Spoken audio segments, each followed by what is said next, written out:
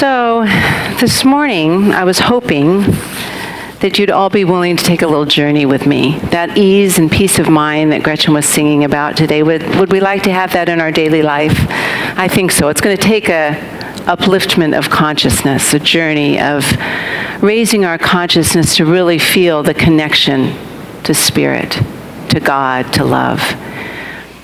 I want you to think about when you woke up this morning, when you went out of that state of sleep to being awake and taking that breath and feeling alive.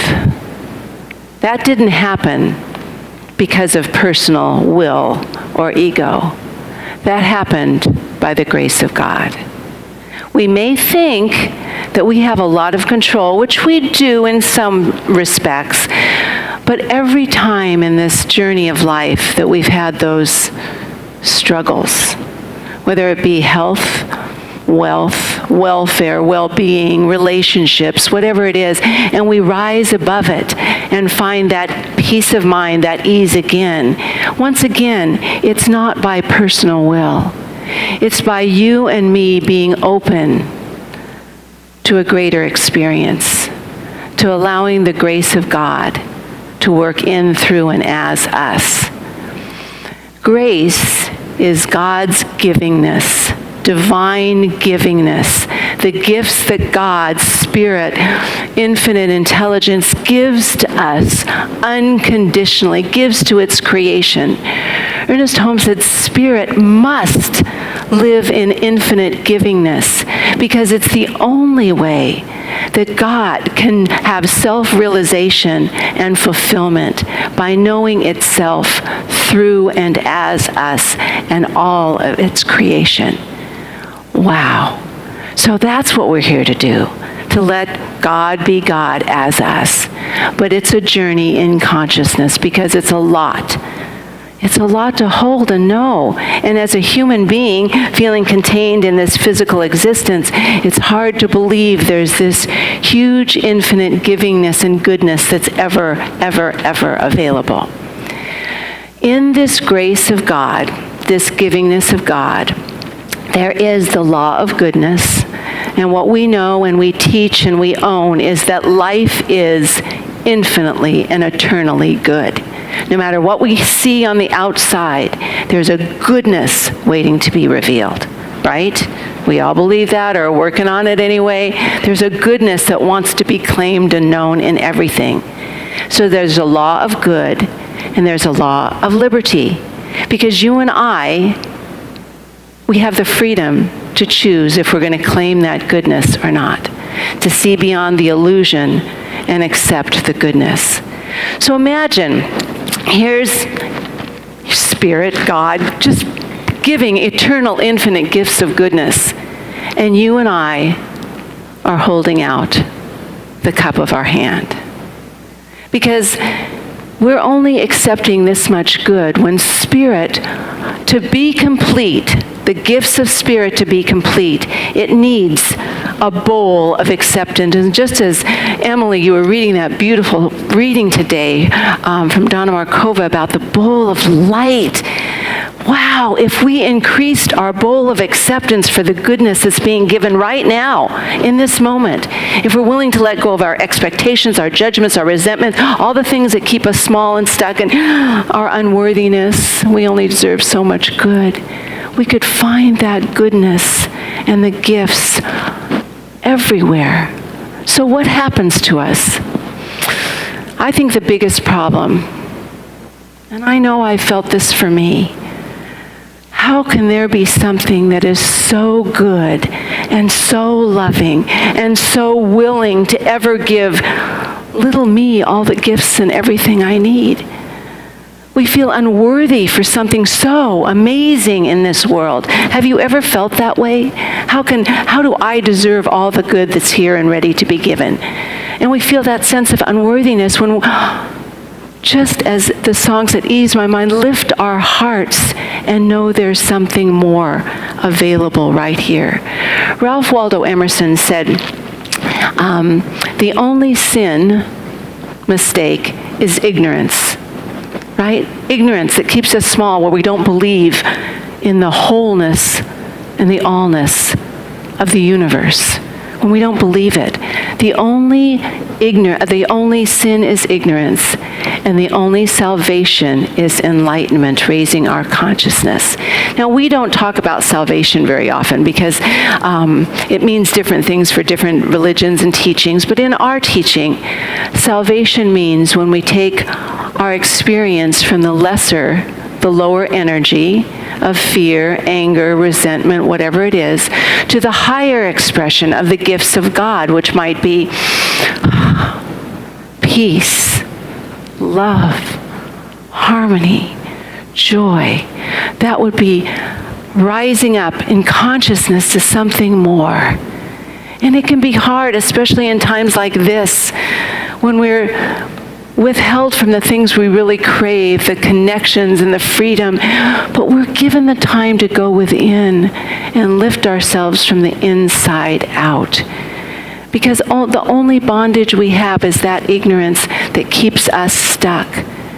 Grace sounds like this big word, but we can grow in grace. We can grow in that because it's infinite. All the universe wants for us is goodness. So how do we get that goodness? How do we grow in grace?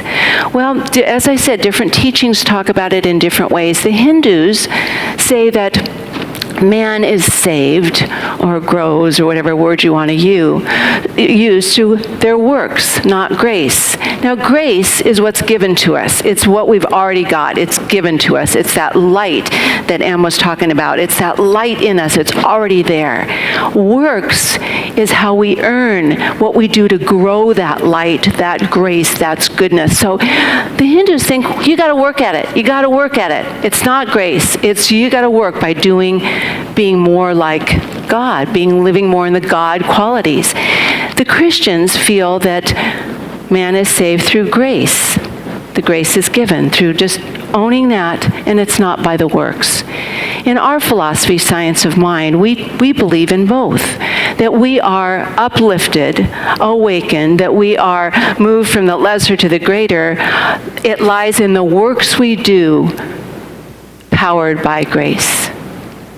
So when you and I go out in the world and we're living love and peace and harmony and oneness and unity and understanding and all that's good and right and true, then we are lifting ourselves to a greater expression of our good.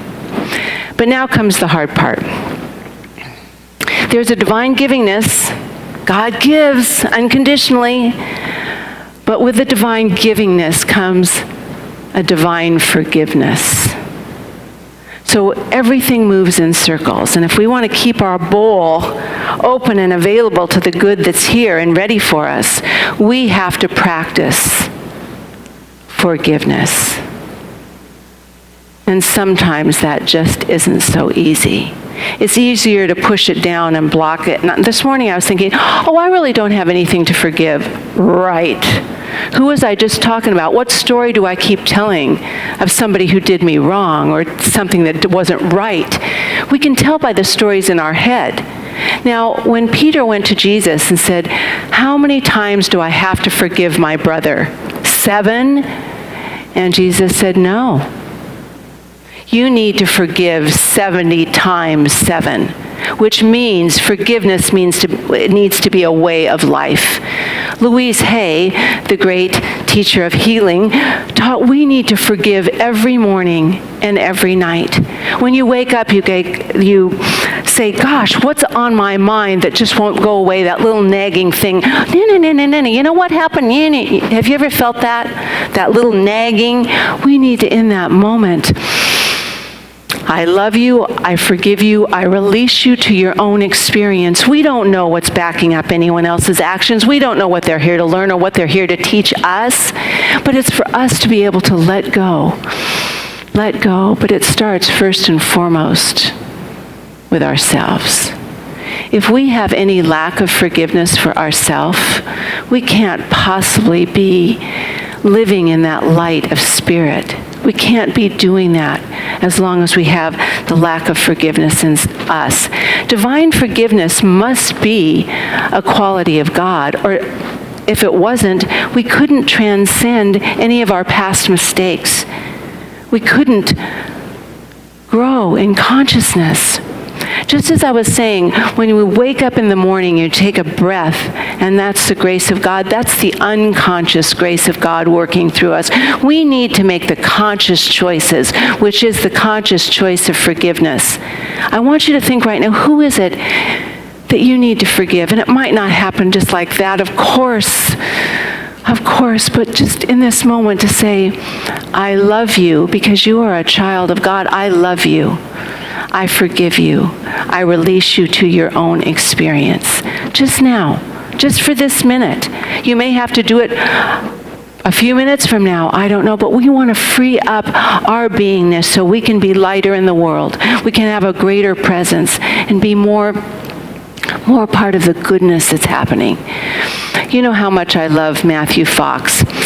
Right now he's an Episcopal priest. He left or was kicked out or whatever, the Catholic Church, because he said there is no original sin. None. We're born in original goodness. I like that. But he really is calling us now to reclaim that original goodness, because that original goodness is God's grace.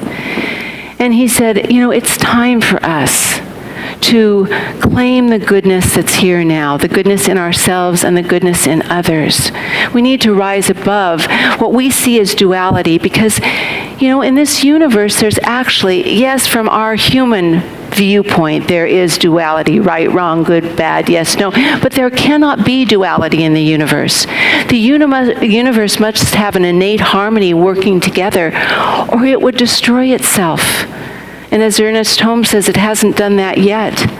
So there must be a harmony beneath all things. Matthew Fox invites us to join other spiritual seekers, to reclaim that goodness, to cultivate God's grace through courage, confidence, resilience, to cultivate it so we can join together to meet life's challenges. And I would say right now is a time where we're truly being called by the challenges that present us in the world to rise up to a greater understanding and knowing. And the truth I know is, as I step into this place of rising up, I know that I have a congregation, a group of people where we are joined together in the knowing that together we can be much greater than the sum of our parts. So just today, I'm going to invite you right now to close your eyes, to put your feet on the floor. And I'd have you repeat after me, but we can't, this is not the time to do that. So just repeat in your own hearts, I am the grace of God. I reflect love.